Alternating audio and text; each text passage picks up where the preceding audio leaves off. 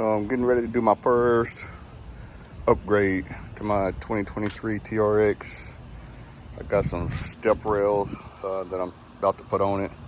I didn't order them on there because I was undecided at the time if I wanted the whole rail that goes around or the electronic rails like I had on my Ram Limited.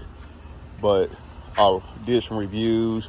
They said those rails also help with stuff being thrown up on the side of the truck, which was probably 99%, well, 90% of the reason why I went with them.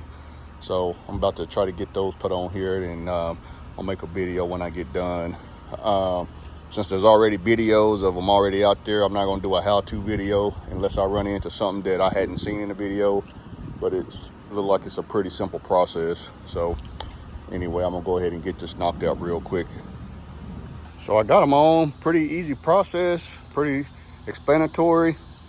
Once you get under there, the screws for the brackets are already on the truck. You just basically put those brackets on, then put the steps on the brackets.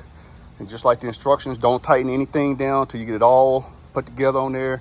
Then you can tighten it down.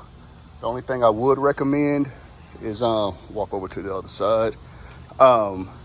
I ended up having to go, it says you need a 13 millimeter socket, but you'll actually need a deep socket. So I went to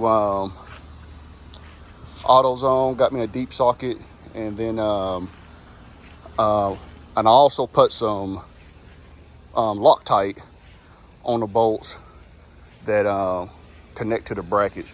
The ones that go to the rails, those screws already had Loctite on them.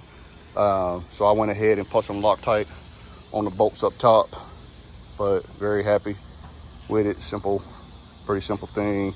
And this is a one-man job. You don't need two people or anything. It's pretty easy. So anyway, I'm gonna get this posted and go ahead and subscribe and look for more content.